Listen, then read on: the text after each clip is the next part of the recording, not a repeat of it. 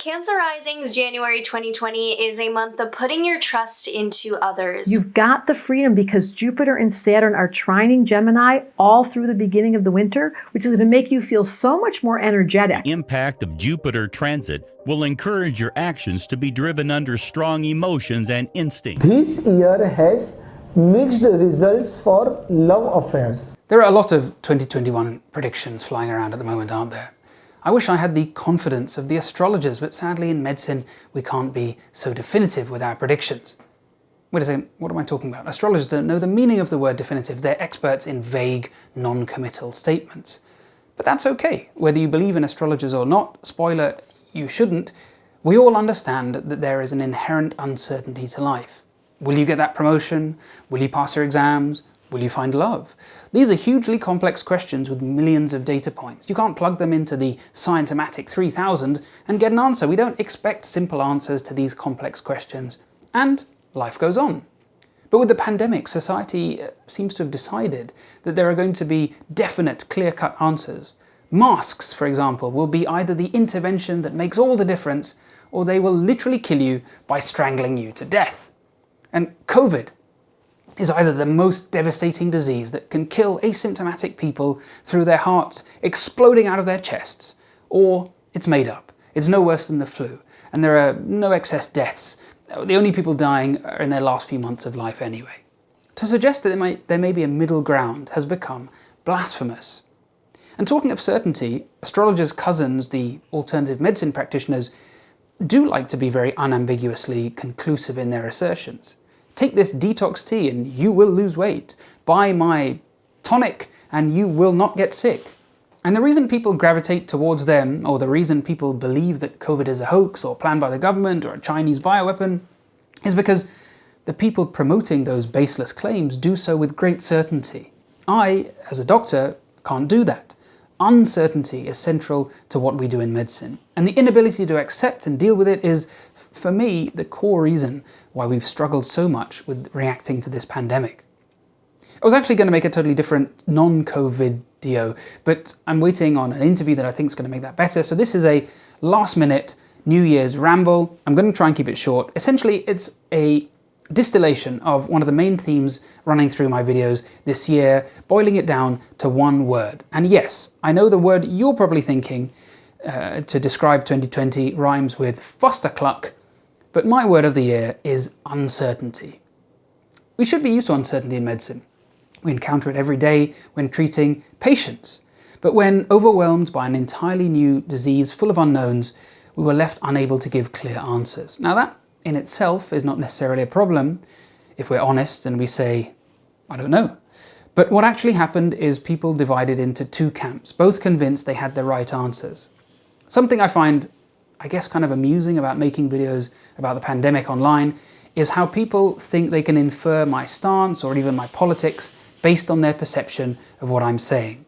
So if I'm pro-vaccine, it must mean I'm pro-lockdown. If I'm pro-masking, it must mean I think that schools should shut. Some of the comments I find much more encouraging are things like, I don't agree with you on X, but I see your viewpoint and I do agree with you on Y, and I appreciate you making this video. Aligning all of your opinions a certain way isn't rationality, particularly if you align with a certain group. It's ideology. Sometimes this means that a video I make is disliked by everyone. Sometimes it means that a video I make is praised by people who I know have completely opposing viewpoints.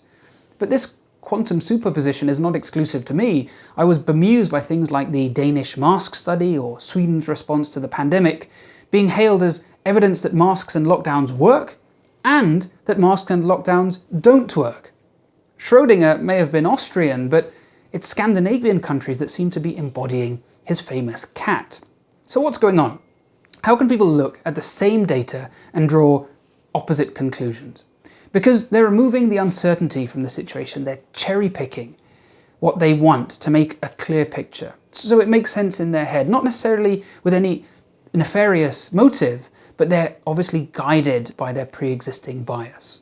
And the reality is, if you'll permit me further butchering of physics that I really don't understand, biology doesn't fit into a simple Newtonian model, a world of black and white. Heisenberg's uncertainty principle states that there is a fundamental fuzziness to nature, and it's not always possible to be definitive about certain things, but instead deal with probabilities. All these charts that came out about how far droplets spread, and aerosol theories, and numerical percentage points about how much different types of mask reduce transmission, and heat maps of COVID badness radiating out from computer-generated people, hydroxychloroquine's molecular structure lending bioplausibility to its use, claims of oxygen and carbon dioxide levels being affected by masks with scientific-looking papers that weren't even worth the preprint pixels they occupied on screen. Huge leaps from correlation to causation, leading to pontification about things like vitamin D, instead of just being able to say, we don't know. So please bear uncertainty in mind as we enter the new year. Try to embrace uncertainty instead of fearing it.